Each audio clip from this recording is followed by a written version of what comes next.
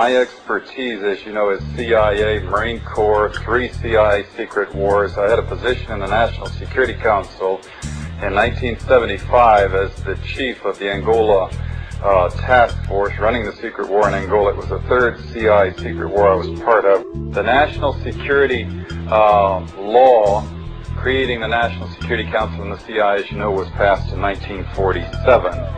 The CIA was given this charter to perform such other duties and functions as might be necessary to the national security interests, and given a vague authority to protect its sources and methods.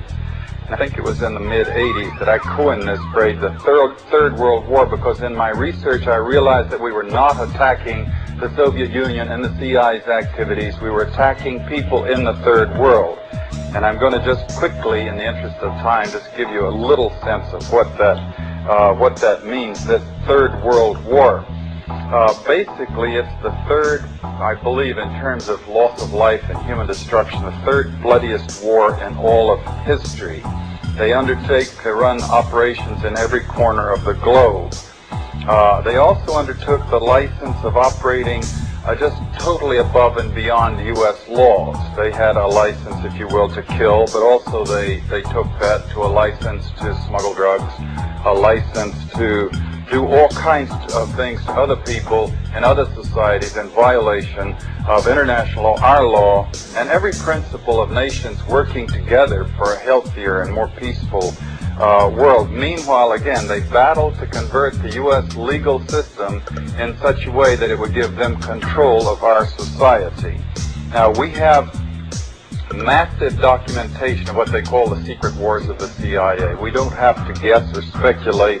We had the Church Committee investigate them in 1975, gave us our first really in-depth, powerful look inside this structure. Senator Church said in the 14 years before he did his investigation that he found they had run 900 major operations and 3,000 minor operations.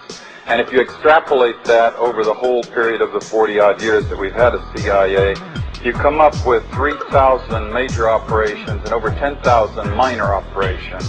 Every one of them illegal, every one of them disruptive of the lives and societies of other people, and many of them bloody and gory beyond comprehension almost. Extensively, we manipulated and organized the overthrow of functioning constitutional democracies in other countries. We organized secret armies and directed them to fight in just about every continent in the world. We encouraged ethnic minorities to rise up and fight. People like the Mosquito Indians in Nicaragua, the Kurds in the Middle East, the Monks in Southeast Asia. And of course, we have organized, and we still do, and fund death squads in countries around the world, like the Treasury Police in El Salvador, which are responsible for most of the killing of the 50,000 people just in the 80s, and there was 70,000 before that. And orchestration, CIA, secret teams, and propaganda led us directly into the Korean War. We were attacking China from the islands Quemoy, Matsu, Thailand, Tibet. A lot of drug trafficking involved in this, by the way, until eventually we convinced ourselves to fight the Chinese and Korean. We had the Korean War, and 1 million people were killed.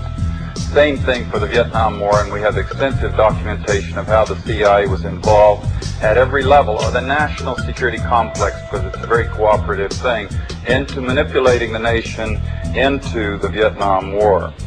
And we wound up creating the Golden Triangle, in which the CIA, Air America airplanes, were flying in arms to our allies and flying back out with the heroin.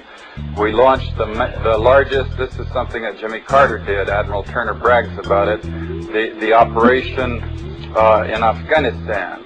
Biggest single operation, I'm told, in the history of the CIA's secret wars. And sure enough, very quickly we produced the Golden Crescent, which is still the largest source of heroin perhaps in the world today.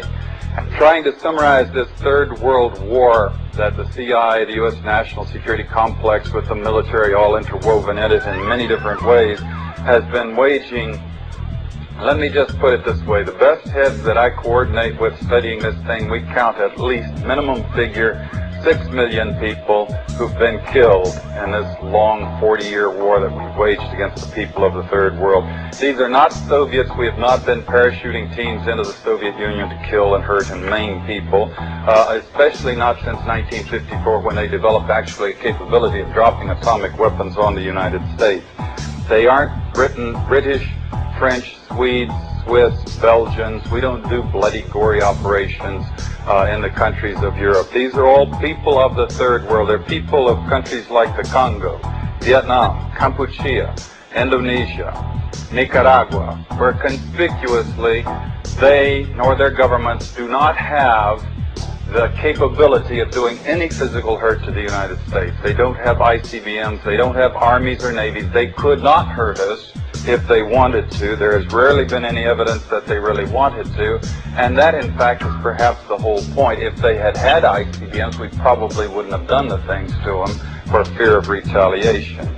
Cheap shots, if you will, killing people of other countries of the world who cannot defend themselves under the guise of secrecy and under the rubric of national security.